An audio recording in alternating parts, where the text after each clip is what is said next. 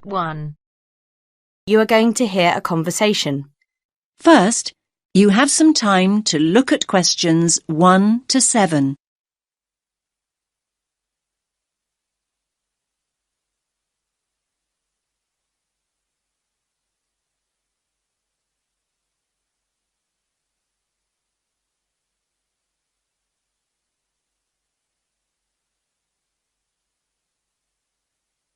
Listen carefully to the first part of the conversation and answer questions 1 to 7.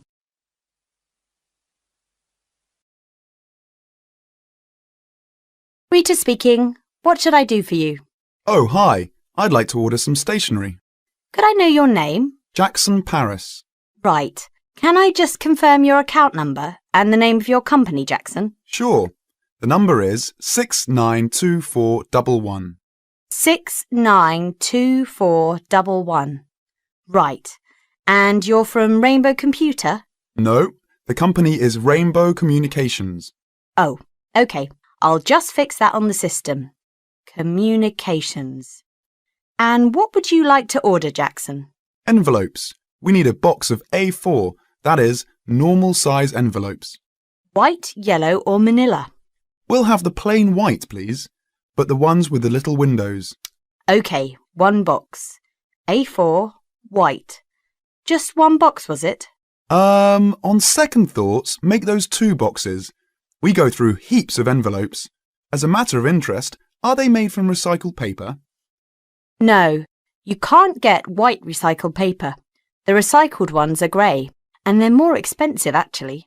Right, we'll stick to white then. Something else, Jackson? Yes, we need some coloured photocopy paper. What colours do you have?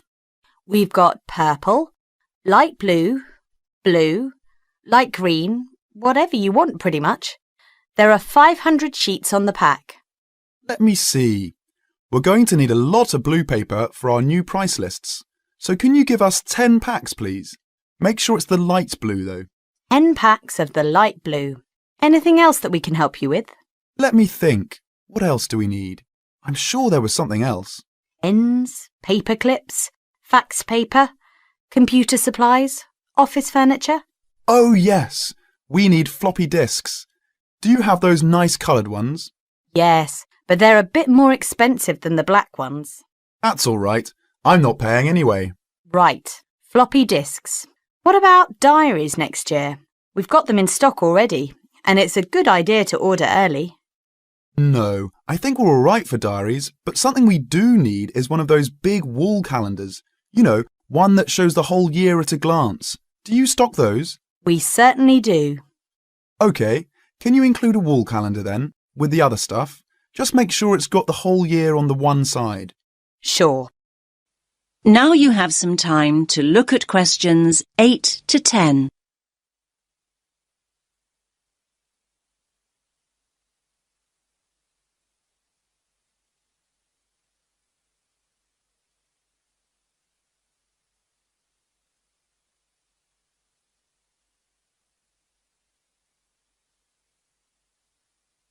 Now listen to the next part of the conversation and answer questions 8 to 10.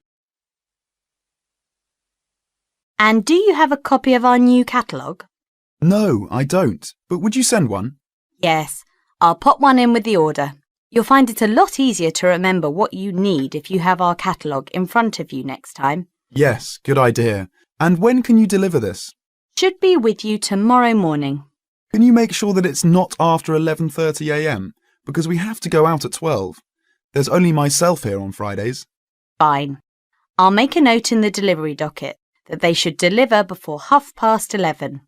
Thanks very much. Thanks.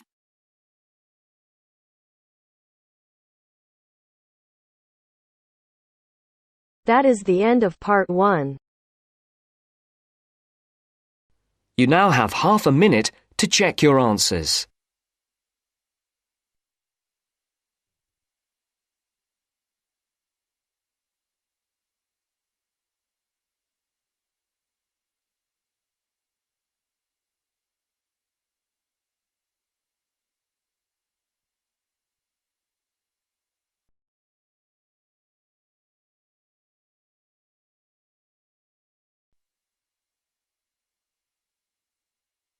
Now turns to part 2. Part 2.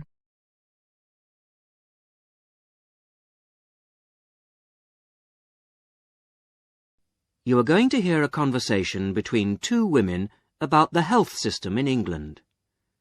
First, you have some time to look at questions 11 to 17.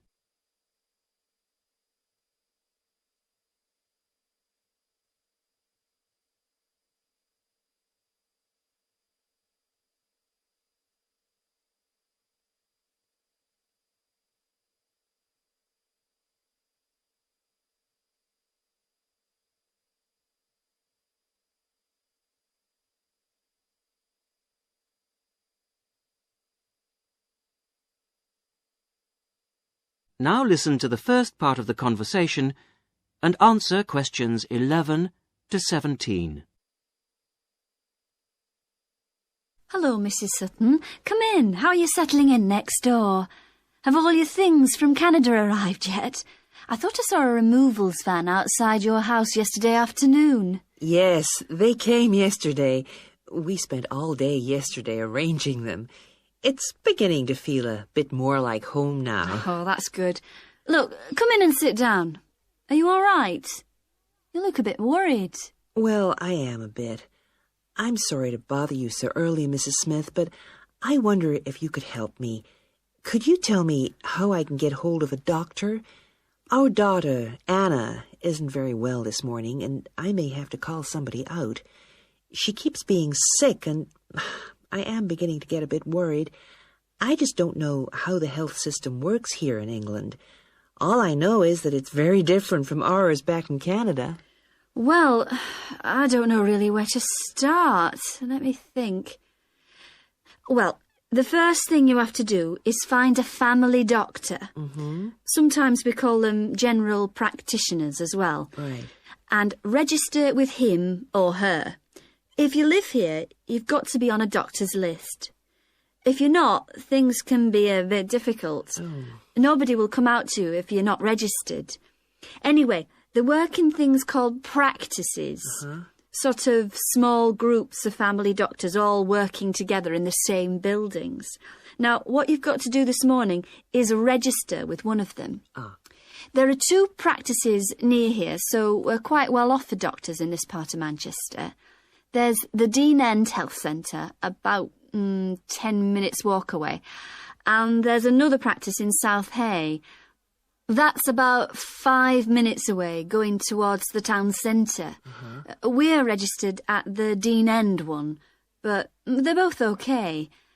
There are about 6 doctors in our practice and 4 in the other, so ours is quite big in comparison, and the building and everything's a bit more modern. South Hay is a bit old-fashioned, but the doctors are okay. Their only problem is that they don't have a proper appointment system. Sometimes you have to wait for ages there to see someone. Anyway, you go to the receptionist in whichever health centre and ask her to register you with a doctor there. You have to fill in a form, but it doesn't take long. Ours is called Dr. Jones, and we've been going to him for years, ever since we moved here 15 years ago. I wouldn't say he's brilliant, but I suppose he's all right, really. We're used to him now. They say he's very good with elderly people, but he does tend to get a bit impatient with children. Listen, the one who's supposed to be really good with small children is Dr. Shaw. I've heard lots of people say that. She's young and she's got small children of her own, so you could try registering with her. And if her list's full, I heard somebody say the other day that there's a really nice young doctor at South Hay, a Dr. Williams. He holds special clinics for people with back trouble, but that's not really your problem, is it? Now you have some time to look at questions 18 to 20.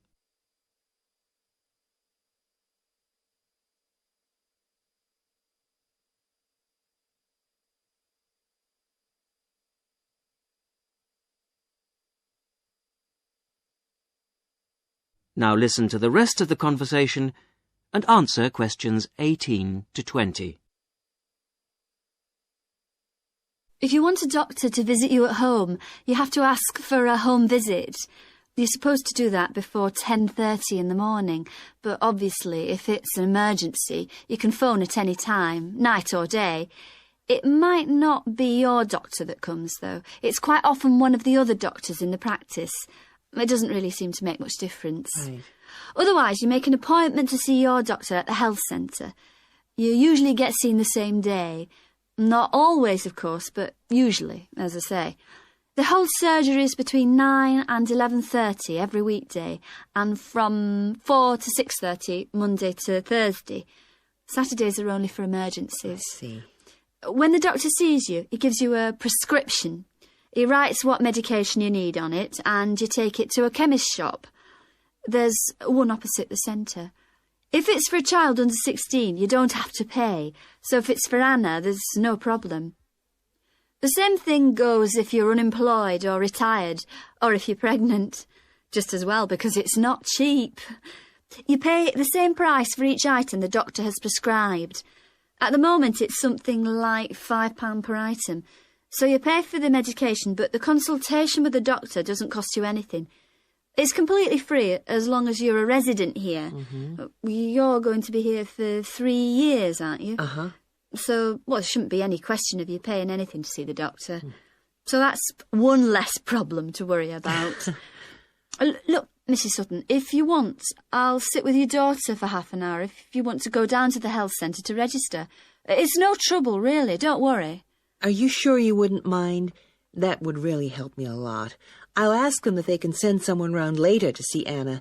I think I'll try the Dean End Centre. Good idea. Don't worry about Anna. Right. I'll be back as soon as I can.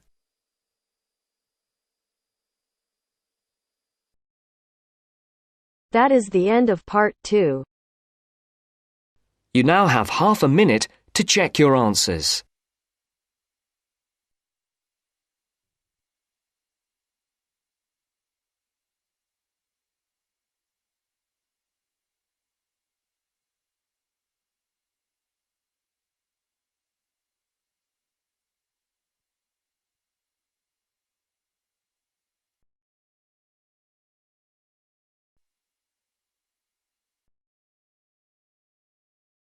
Now turns to part 3.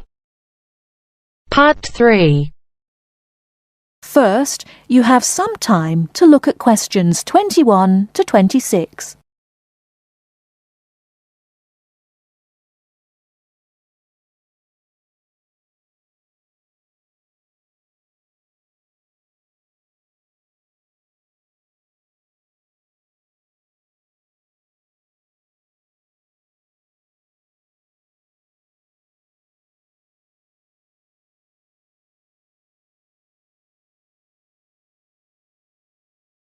Now listen carefully and answer questions 21 to 26.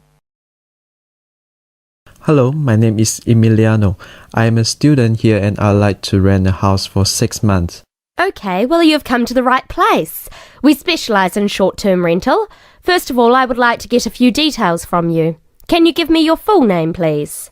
Yes, it is Emiliano Nespla. And can you tell me your present address, please? Yes, it's 17 Middleway, Penrose.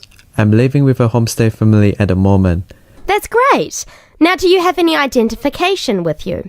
Oh, and we will need a reference from someone who knows you here. Maybe your homestay family. Yes, okay. Here's my passport and a card from my language school. My referees can be Mrs. Alice Thompson. She's my homestay mother and she wouldn't mind, I'm sure. You can contact her at the same address as me, of course. OK. If we need to contact you, should we leave a message with your homestay? No, you can speak to me directly. My cell phone number is 021 548 3534. Great. Now, do you have a bank account? You will need to pay your rent by direct debit. You know, it will come out of your account automatically every month. Okay, I don't have my bank account details with me now, but I can get them and bring them back later today. That's fine. Now, can you tell me what kind of house you are looking for? Do you want to rent by yourself? No, I'm looking for a 3-bedroom house.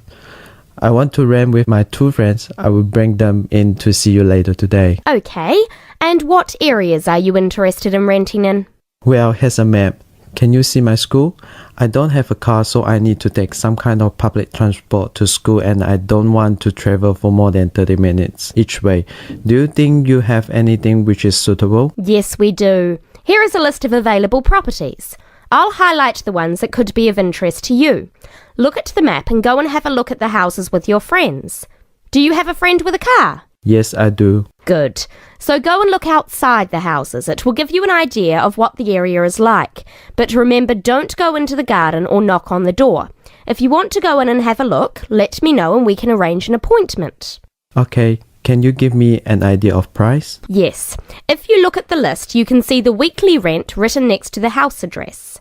Oh yes, I can see it now. Do I need to pay anything else? Yes, you need to pay a deposit which you will get back when you move out, and you have to pay a non-refundable agent fee which is equivalent to 1 week's rent.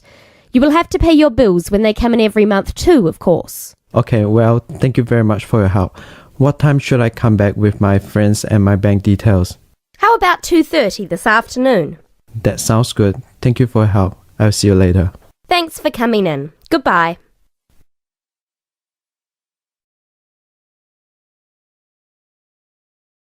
Before you hear the rest of the talk, you have some time to look at questions 27 to 30.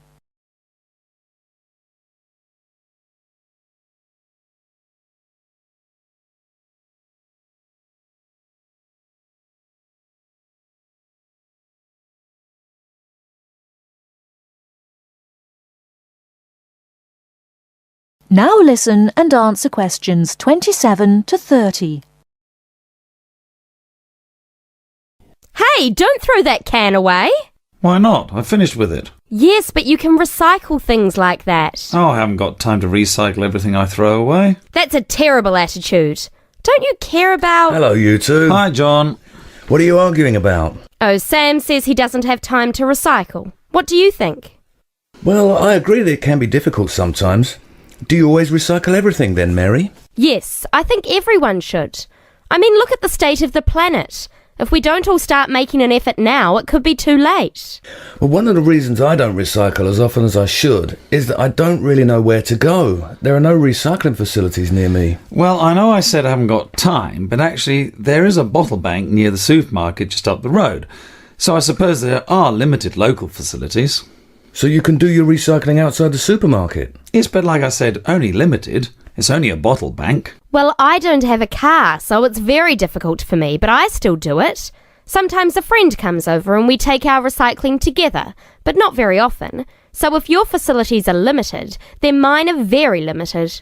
Well, I suppose if you go to all that trouble, I might make more of an effort. Good. If it was up to me, I'd encourage more people to recycle. How? Well, how about some kind of incentive? A reward for anyone who makes an effort to recycle? That's a good idea. But if you think everyone should recycle, then why not penalise those who don't recycle instead of giving something to people that do? If there was a fine for anyone caught throwing recyclable materials in the rubbish, people would take more notice. Well, now you're going too far. Do you really want anyone going through your rubbish just to check if you're following the rules? No, I don't think fines are a good idea. Well, I think we should be doing something. Anyway, I have to go. I've got my social science class next. See you later. Yeah, see you later. Bye.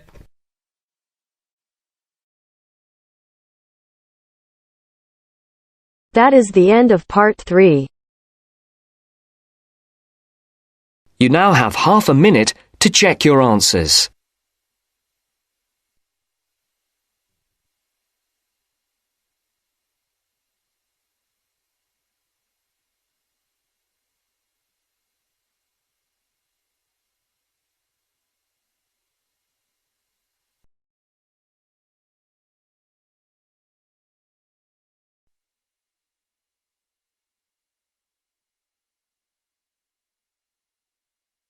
Now turns to part 4. Part 4. You will hear a postgraduate psychology student talking to other students about a job satisfaction study he has investigated. Before you listen, you have some time to look at questions 31 to 40.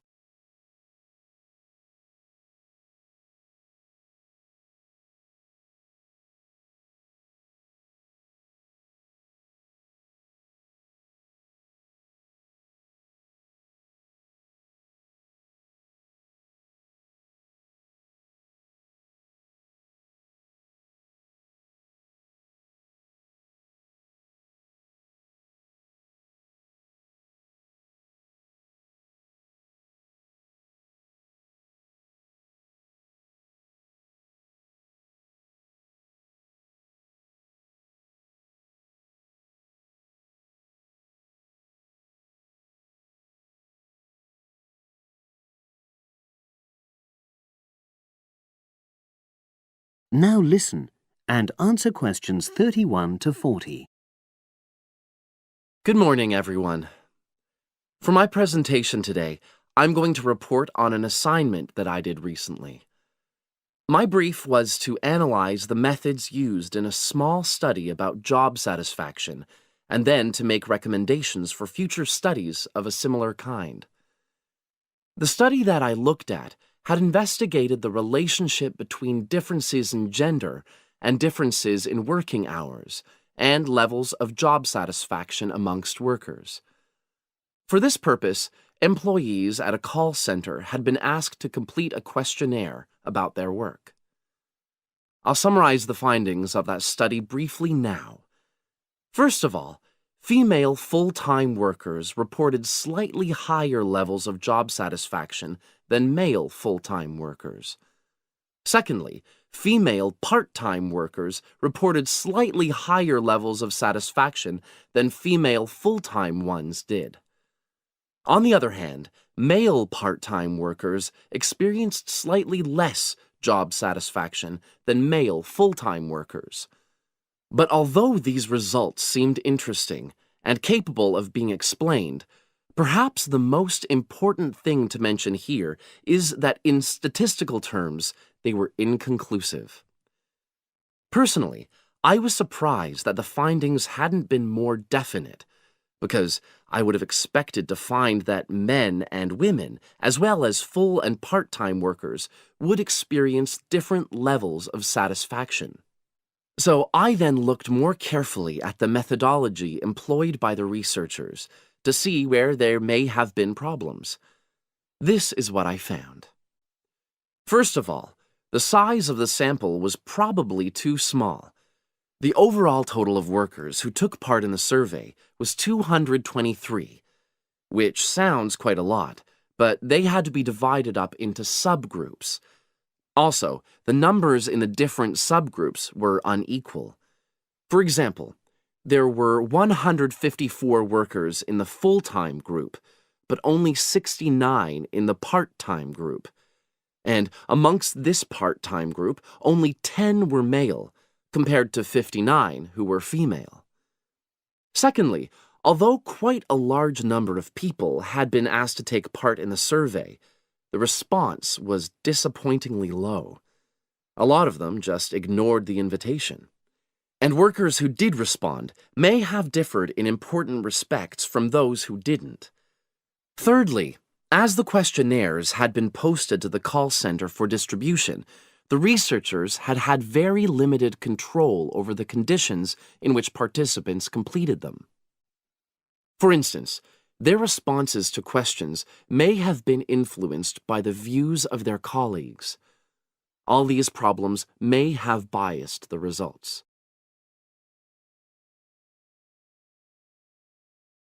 In the last part of my assignment, I made recommendations for a similar study, attempting to remove the problems that I've just mentioned.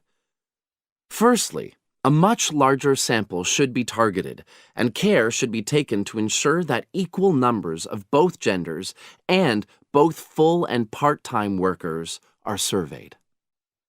Secondly, the researchers should ensure that they are present to administer the questionnaires to the workers themselves. And should they require the workers to complete the questionnaire under supervised conditions so that the possibility of influence from other colleagues is eliminated. Finally, as workers may be unwilling to provide details of their job satisfaction when they are on work premises, it's important that the researchers reassure them that their responses will remain confidential, and also that they have the right to withdraw from the study at any time if they want to.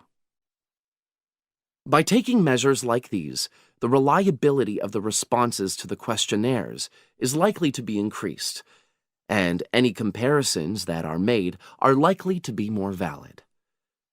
So, that was a summary of my assignment. Does anyone have any questions? That is the end of part 4.